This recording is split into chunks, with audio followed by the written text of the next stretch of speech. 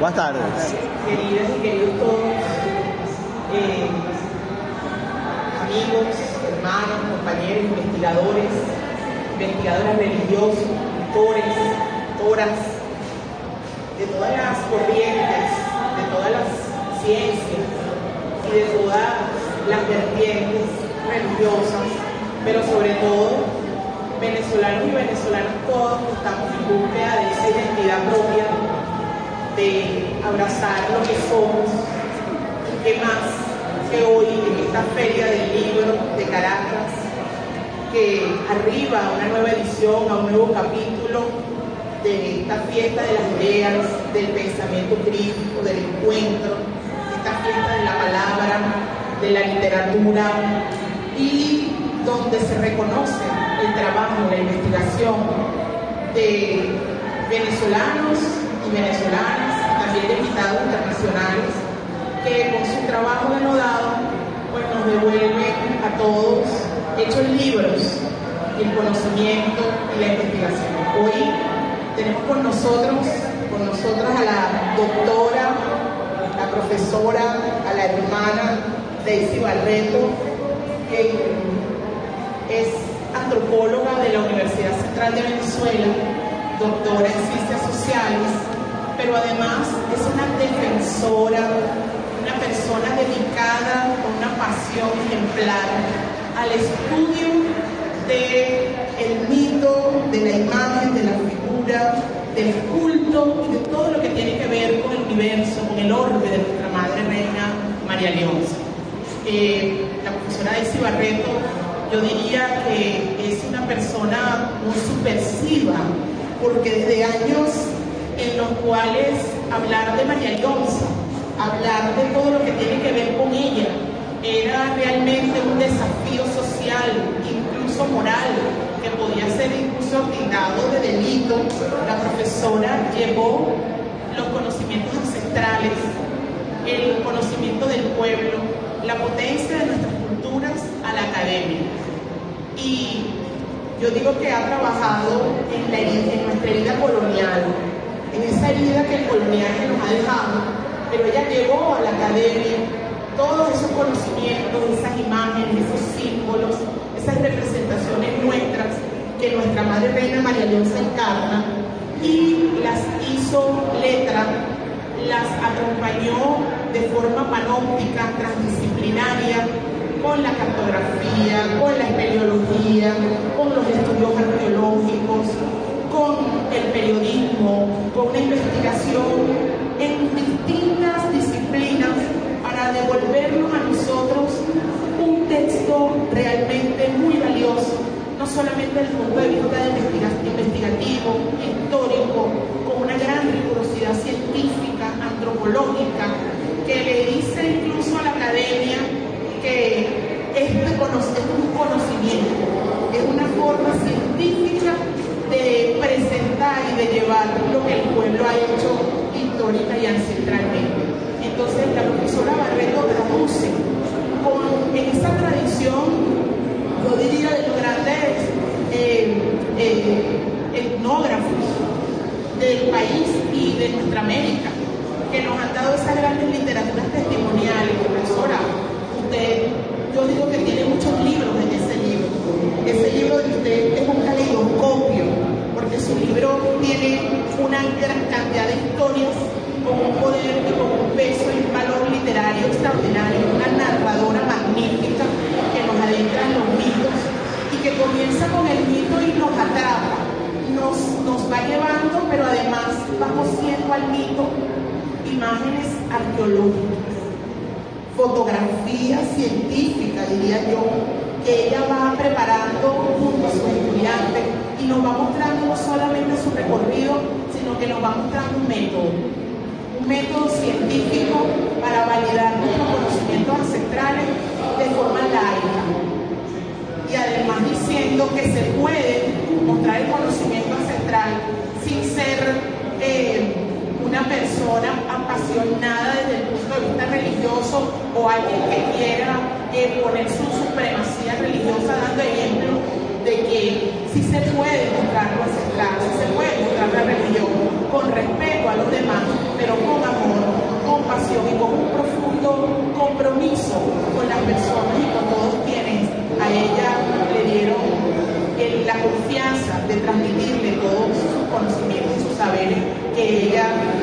una forma magistral, con una misión que no sabemos de dónde viene, de tiempos inmemoriales, porque ella es laica, ella es una científica, es una antropóloga, y nos hace saber y sentir. Pero la única manera de comprender el amor, la pasión, la obra monumental, faraónica que nos regala la profesora Barreto, es entenderlo desde el punto de vista de la toma espiritual, del rapto, del encantamiento.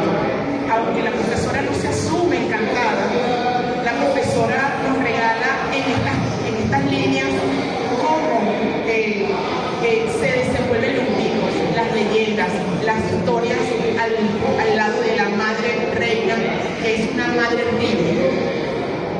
No es el padre río, es la madre río, que es ese encuentro de la venezolanidad y ahora nosotros en el lenguaje español, en este castellano que no sabemos qué es. Ahora vamos a ver cómo lo hacemos coherente, porque decimos padre río, decimos en la patria, también decimos la matria. Entonces María Leonza vista a la luz de la profesora como esa gran madre del agua, esa gran madre que viene de tiempos inmemoriales, que tiene un anclaje histórico, arqueológico concreto en nuestros pueblos indígenas del occidente del país, y que ella, recoge toda esa cartografía, recoge toda esa psicología, toda esa información, pero que nos reencuentra con nuestra identidad, y que en tiempos de guerra, donde la religión está y en muchas partes del mundo es motivo de conflicto, la profesora nos reencuentra con nuestras raíces y nos dice que de alguna manera nuestra espiritualidad no solamente es cuestión del alma, sino que es nuestra historia. Venimos de María Leonza, venimos de los indígenas aguerridos que nos han dado esta tierra, y yo tengo muchas cosas que decir sobre su obra, pero prefiero dejarla a ella en el uso de la palabra.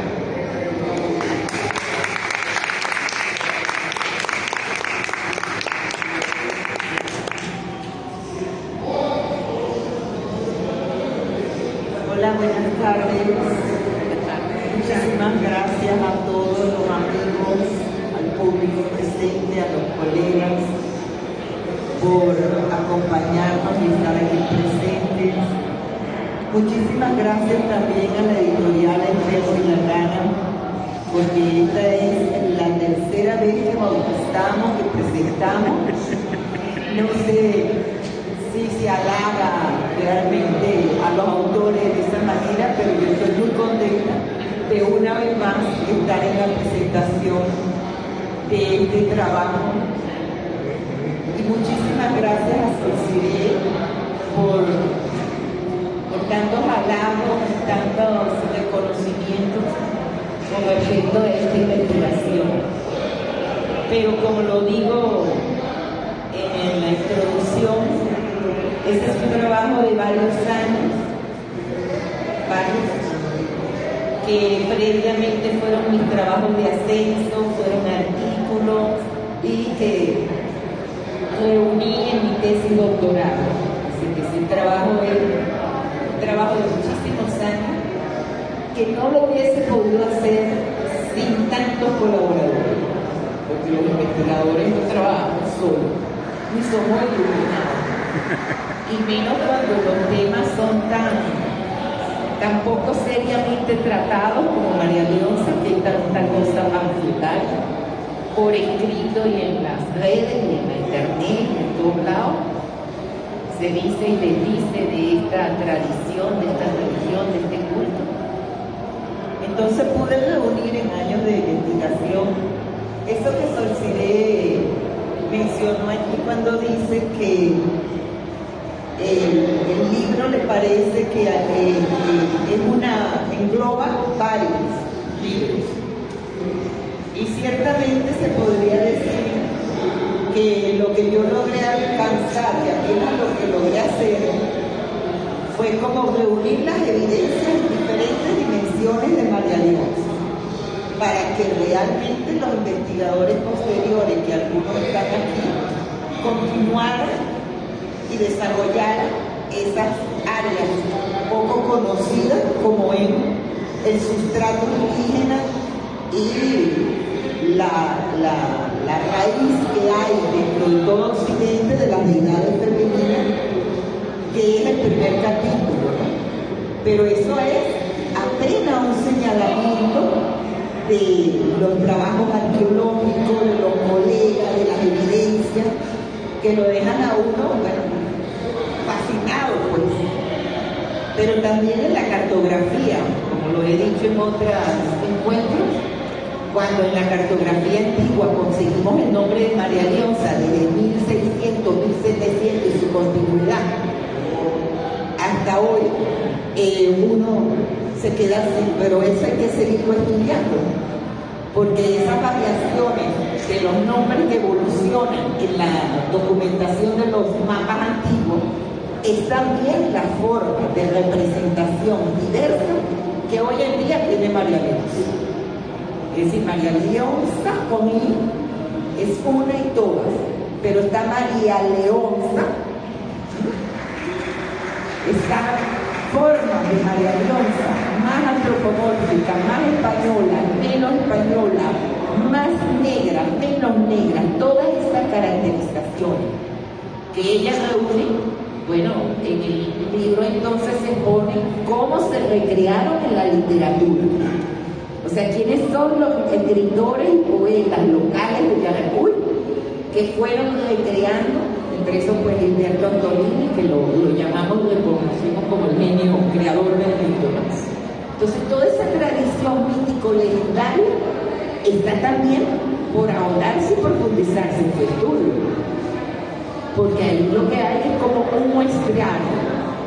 Y luego también mostramos otro elemento también muy notable y sorprendente en María Leonza, que es que en la década del 50, mientras se ataca el culto y se mandan a los creyentes para el Dorado, mientras hay una persecución pero medieval de castigo a los curanderos, a los creyentes, como se señala allí, que me permitió la prensa de los años 50 poderlo identificar. O sea, cuando voy a la prensa y reviso toda la década del 50, bimensual, año a año, en 5 periódicos, y me doy cuenta que viene un ataque, pero completo, a los marialeonceros, entonces uno dice, bueno, ¿qué pasó ahí? Ah, bueno, a la par que estaba eso, estaban los artistas de la élite, Pedro Centeno Vallenilla, recreando a María Leonza. Estaba la escultura, estaba la pintura, estaba el teatro, es decir, que la élite intelectual, la élite de artistas, contemporáneamente recreaba a María Leonza mientras el culto popular se atacaba. Vienen los 60, cae la dictadura y ¡guau! Vemos a la montaña de desorden al país y a los centros liberarse. Se liberan los 60, los 70, se multiplican los centros en todo el país, sus lugares de devoción y sus rituales en muchas partes de las zonas de ríos y riachuelos cercanos a las ciudades como Caracas, aquí en La Mariposa, por aquí por allá. Llegan los 90 y a finales de esa década el crecimiento de los evangélicos en este cuarto de siglo es tan grande y tan notable que la persecución se inició otra vez. Es así como cuando dice Sol Siré, estamos realmente necesitados de seguir rescatando a María Leonza, de seguir dándole el lugar, el respeto y la valoración que se merece.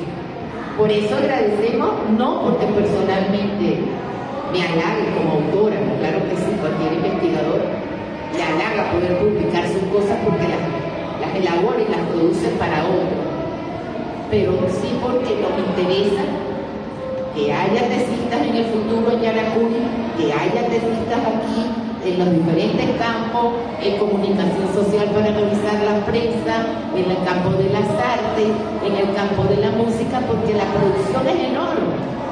Nada más que en géneros musicales completamente desconocidos tenemos hasta piezas sinfónicas. Y eso es un campo inexplorado que no nos hemos estudiado de María Leonza. Sobre la tradición oral y los lugares de culto, bueno, hasta en el fondo del Capanaparo me he conseguido yo altares de María Leonza. Entonces creo que este trabajo de realmente presentarlo una y otra vez, de unirnos con los creyentes, con los devotos, con los practicantes, con los colegas de los diferentes campos de las ciencias sociales para continuar promoviendo el estudio y el conocimiento, porque si no se estudia no sabemos, pues no se conoce. Y mientras no se conoce, sigue el monoteísmo cristiano en su vertiente de los púlpitos en las iglesias y en la cantidad de galpones de las otras, atacando y atacando el culto, pero de manera abierta. Así que estamos muy contentos que el gobierno lo acabe de declarar Patrimonio Cultural de la Nación. Estamos muy contentos porque eso representa una legalidad que está reclamando Beatriz Bertané desde los años 60. Es decir, que María Leonza y su culto y su devoción esté bajo la protección como cualquier religión en el país, porque de 1824 que nuestro gran hombre en ese caballito blanco declaró la libertad de cultos, Simón Bolívar, desde esa época Venezuela y América Latina, de los países que más tempranamente declaró la libertad de cultos. Entonces, que el culto de María Leonza haya sido reconocido como Patrimonio Cultural de la Nación es un gran logro para que realmente, desde el punto de vista jurídico legal, pues ya cese la persecución y podamos denunciarla, porque no va a cesar porque la declaratoria se haya dado. Va a cesar en la medida en que primero haya una acción directa cuando estos hechos se den, pero sobre todo por el conocimiento que difundamos. No hay mayor defensa que cuando uno conoce algo para defenderlo. Así que le doy las gracias realmente a la editorial del Perro y la Rana, a todos los compañeros que están aquí interesados y a los que, bueno, con mucha ilusión y muy emocionada de lo que con las nuevas generaciones podemos hacer en el futuro a través de investigaciones de grado, a través de investigaciones de posgrado, que como digo, pues ya hace 30, 40 años, cuando la Universidad Central dijo que no podía haber un curso sobre María Leonza, porque eso era brujería, pues yo me fui hasta el rectorado, o sea, van de cartas por aquí y por allá, hasta que dijeron, no, es la ventaja, que abran su materia. Ya abran su materia.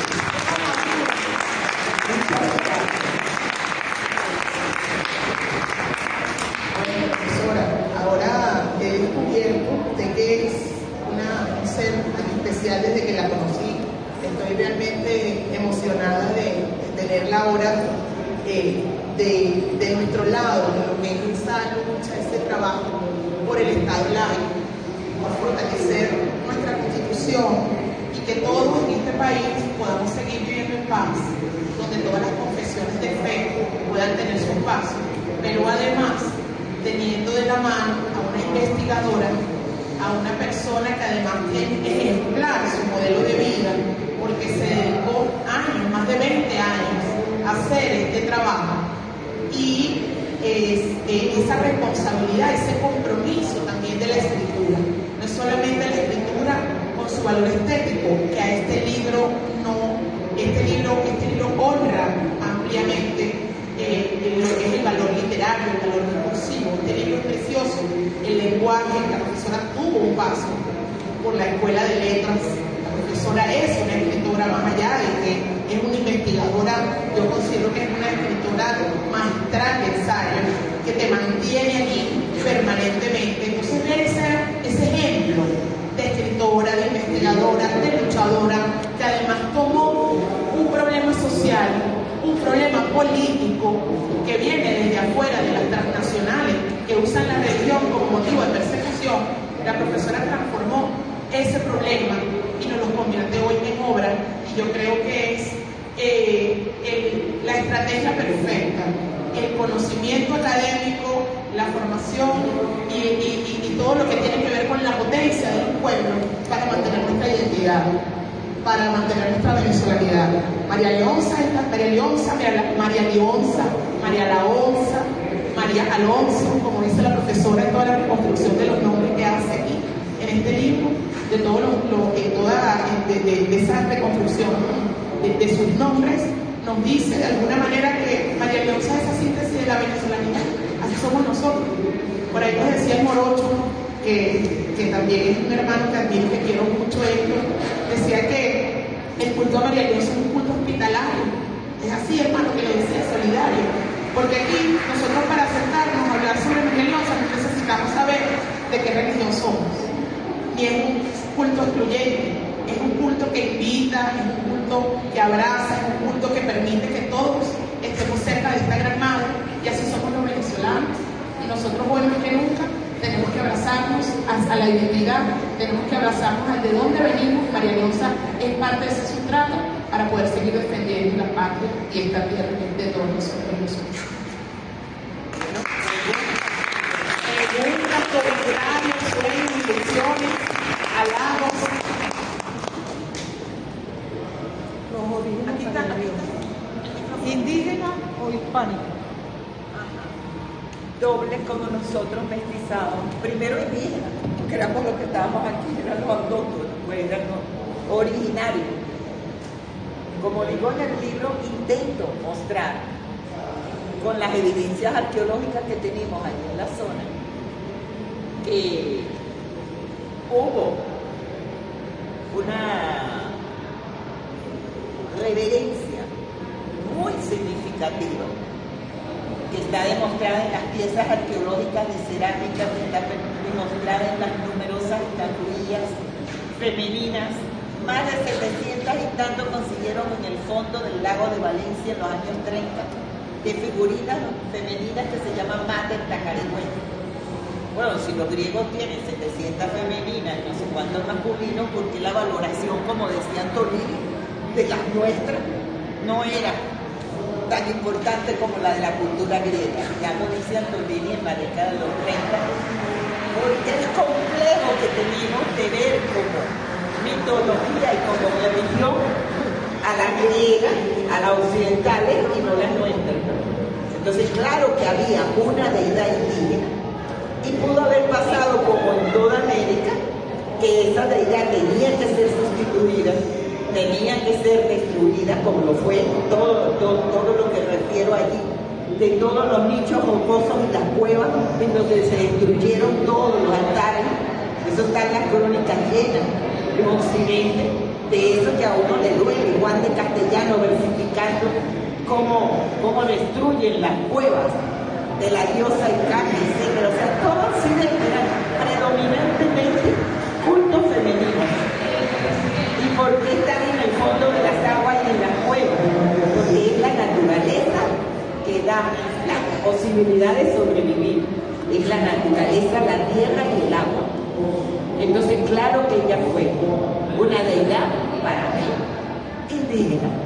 Hay todavía algunos colegas científicos que dicen que son muy volados para decir que ella es indígena. Y ahí hay esas evidencias, pero que cómo lo puedo probar yo.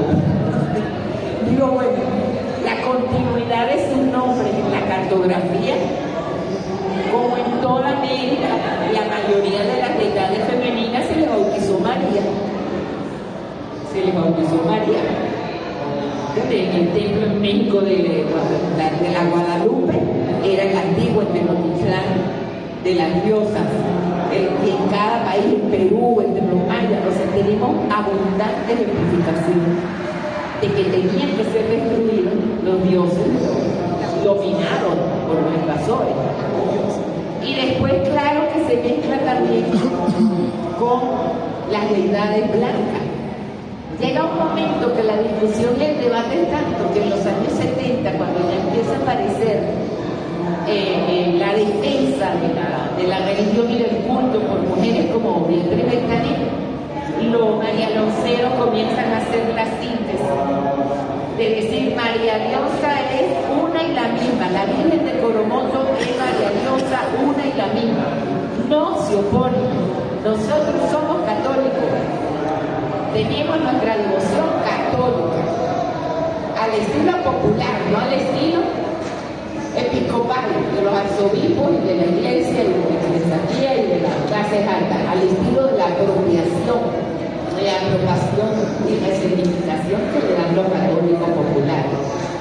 Yo conocí a María Leonza y fui a Sorte a los 12 años de edad, porque llevaron a mi mamá, esposa del médico, en en Guajualito, la trajeron de Estados Unidos y la llevaron a Suerte para curarle una enfermedad. Y yo tenía 12 años, nos quedamos en el río, con primos y todo, se hizo una caravana de 4 o 5 familiares con todos los hijos y todo, fuimos una Semana Santa. Eso lo cuento en un libro y lo narro, de dónde viene mi interés por este culto. Y al tiempo mi mamá se curó. Se curó. Psíquicamente, físicamente, emocionalmente, pero se curó. Y desde ese momento, su promesa y su devoción la vimos en la casa junto con la Virgen de Coromoto, José Gregorio, María Diosa, en su altar. Entonces, cuando uno lo estudia, cuando ya 20 años después, 25 años después, decido estudiar este tema, claro que voy y le pido permiso a mi mamá. Yo tú crees que yo me puedo poner a estudiar esta religión? Sí, mija, hágalo. Pero cuántas veces no se expusieron mis hermanos para llevar las coronas y cruzar ahí la autopista, con mi papá parado en una orilla porque mi mamá había prometido X, Y o Z, no sé, pero estábamos entregados a ella. No era una cosa confesional que nos la estaba contando todo, pero de que estábamos protegidos por María Diosa para cada una de las situaciones que vivíamos. Y claro que se emocionó con el primer trabajo de ascenso, y claro que lo leyó, y claro que me dijo que era lo que le parecía, que no lo entendía, que lo debía explicar mejor, etc. Bueno, no me voy a encadenar. ¿Tiene otra pregunta más? ¿Otra pregunta?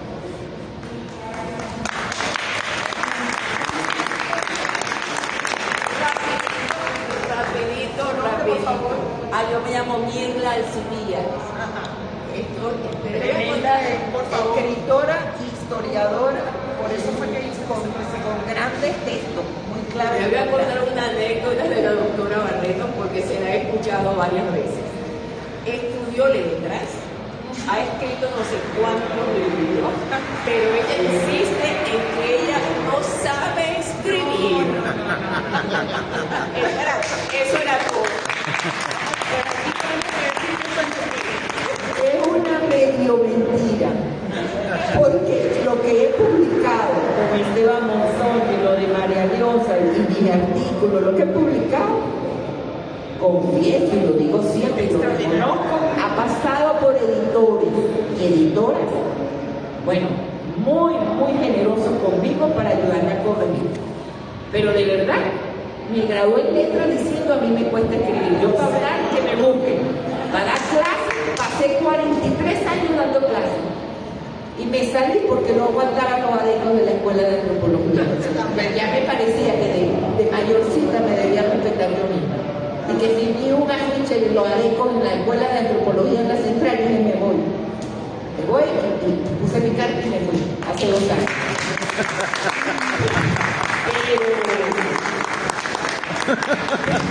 Pero es verdad que soy más oral que escrita. A mí me cuesta escribir, pero siempre he tenido la generosidad de gente como Mirla Alcibías y esto que te pueden ayudar a escribir mejor y a corregir.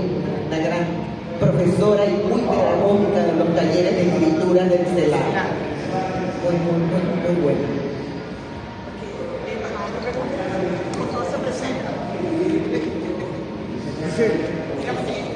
Buenas tardes, mi nombre es José Chinchilla, pertenezco a la red organizacional afro-venezolana, particularmente soy un activista en defensa de los afrodescendientes, soy religioso, soy unionateo. Bueno, hay una pregunta que le quiero hacer a esta gran investigadora, es precisamente ¿por qué llamamos María Leonza y no la llamamos por su propio nombre como es Caraguanchí? El título de este trabajo es genealogía. Entonces María Leonza tiene una genealogía inagotable. Ella encarna en esta deidad que estás tú nombrando, como en otras, del panteón de la santería, como en el panteón de otras religiones que también está incluida. Entonces no es una religión excluyente. El culto de María Diosa es una religión que ya lo dijo Jacqueline Clará, una de las primeras estudiosas, mi profesora Jacqueline Clará, acuñó el término aglutinante. Y yo le agregué plasticidad, porque aparte de aglutinar, de sumar y no restar los elementos que lo pueden revitalizar, resignificar, como este, que proviene de lo africano, también de aglutinar, también tiene una plasticidad para recrearse históricamente. De hecho, el libro lo muestra, son casi 4 siglos, 5 siglos, en donde María Diosa está recreándose continuamente. No deja de tener actualidad en cada década. Cuando Gómez, mire que persiguieron gente y lo mandaron a caminar con cadenas por San Felipe, ahí está ahí. Mire que después de Gómez con los arecos, y mire que después de los arecos con Pérez Meni, y ahora con el Chavito. Y seguirán, porque mientras haya creyentes, devoción y fe, y sea un culto vivo, se mantendrá recreándose el mito. No hay una versión única, ni nadie se puede decir, como lo sabemos los antropólogos estudiosos de la religión, que estas religiones politeístas, nadie se puede apropiar de decir yo tengo la verdad, yo tengo la verdad. De hecho, lo que así lo hicieron, como Beatriz Estraní, ese fue su error. O sea, intentar crear una doctrina, crear una fijeza, establecer una norma, la dejó fuera, la reventó. Porque la manera en que mi madre recreaba con su misma religión católica, que hacía labor social en los hospitales en Caracas con las hermanas de no sé dónde religiosas y esto y lo otro, no se confrontaba con su creencia en María Diosa. Entonces creo que eso es lo hermoso, lo potente, lo vital de esta culto y religión, que yo empecé a insistir en que lo llamáramos religión hace 15, 20 años, porque resulta que las religiones monoteístas solo lo llamaban culto, como para seguir, ya no se atrevían a llamarlo brujería, hechicería, superstición, pero solo lo denominaban culto para no darle el estatus de religión, al igual que todas las otras. Entonces, ahí en el libro se dice, pues antropológicamente hay que definir una religión del pasado y del presente, las tiene María Diosa así, entonces una religión. Sin duda lo es. Gracias.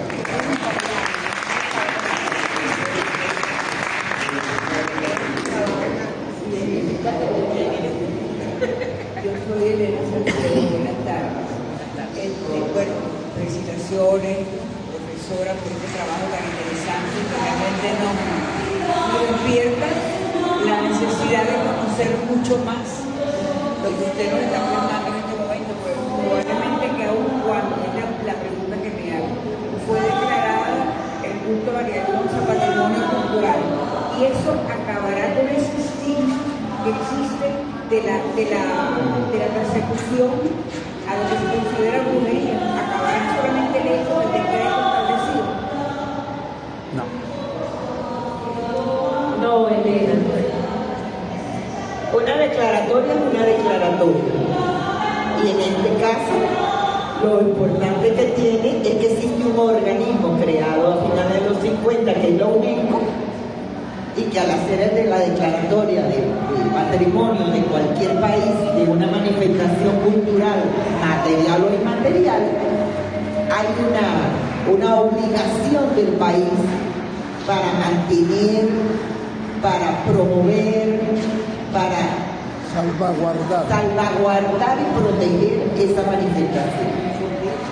Ahora bien, Nosotros sabemos que la mejor forma de proteger y salvaguardar una manifestación cultural, en este caso religiosa, es como lo hacen ellos, como lo hacen los monoteístas, preservar sus espacios de culto. ¿Cuál es el espacio de culto de María Leonza? El Nacional Sorte. Ya lo dije en otra reunión recién hace unos días. Hay que ver en qué condiciones está la protección de ese espacio declarado monumento natural, etcétera, etcétera, porque sabemos que está siendo invadido. Ajá. Entonces tenemos que hacer una campaña para ver, promover y solicitar detención de eso y restitución del área, de las hectáreas que fueron declaradas como monumento natural, que es una de las figuras, la figura más alta en las 13 que tenemos de ABRAE, de áreas bajo régimen de administración especial en Venezuela, hay como 13.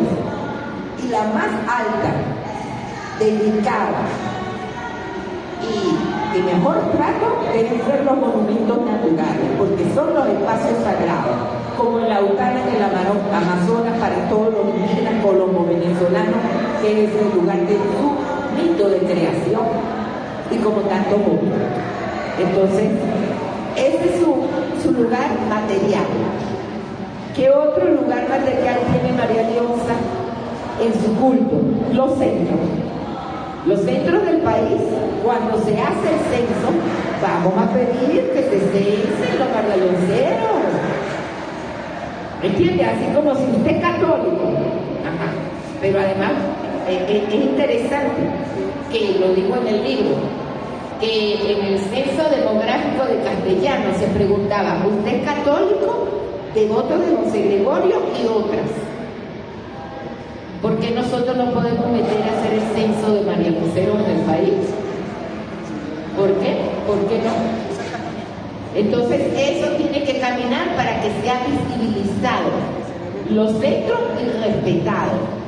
Y la otra, eso es en cuanto a qué podemos hacer para que no sigan siendo tratados como brujería, hechicería, no sé cuánto, y perseguidos. Desde el punto de vista material, proteger su monumento natural, que tiene que ser intervenido, reforestado en las zonas que fueron deforestadas, y tiene que ser como los japoneses, que tienen en Tokio, tienen en sus ciudades el desarrollo moderno más grande, pero los templos son una belleza intocable. Entonces ese templo natural tiene que ser de alguna manera tratado con algún arquitecto paisajista sensible, en donde puedan ir nacionales y extranjeros a disfrutar de esa naturaleza. Eso lo hemos propuesto hace 40 años, pero ahora lo vamos a perseverar en el proyecto. Desde el punto de vista inmaterial, que es como decía Siré, desde el punto de vista de las ideas, desde el punto de vista del conocimiento, desde el punto de vista del saber, bueno, lograron lo que le concedió la editorial El Perro y la Rata, porque ese trabajo fue presentado como tesis doctoral en 1997 y hasta 2020 no logré publicarlo. En editoriales del gobierno y en editoriales privadas. Entonces no es que es fácil. Ahora es fácil. Busqué y yo no tenía recursos para hacer una edición. Entonces no es fácil. Entonces lo que hay que hacer es buscar también con la editorial del Perro y la Rana, buscar los trabajos de censo que tenemos en María Leonza en la Escuela de Antropología de necesita, son bastantes. ¿Entienden? Los trabajos de censo de otros colegas sobre María Leonza, los trabajos en la Escuela de Psicología, los trabajos en la Escuela de Comunicación Social y en Arte. Hay trabajos de tesis de grado, de posgrado, de doctorado sobre María Leonza, inéditos. Entonces me propongo a conformar un equipo y que empecemos a calificar y evaluar toda esa información y ver qué se puede publicar, porque la mayor defensa de cualquier manifestación cultural es difundir su conocimiento. Si la gente lo conoce, lo defiende. Si no lo conoce, no lo defiende.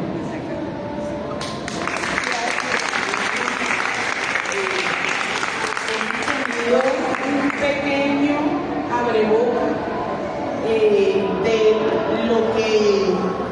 de lo que ha sido pues el nacimiento de esta obra en el trabajo de la profesora, el trabajo editorial, cómo ha llegado esta obra a nuestras manos y ahora la necesidad de leerla, de difundirla, pero además yo les digo algo como lector.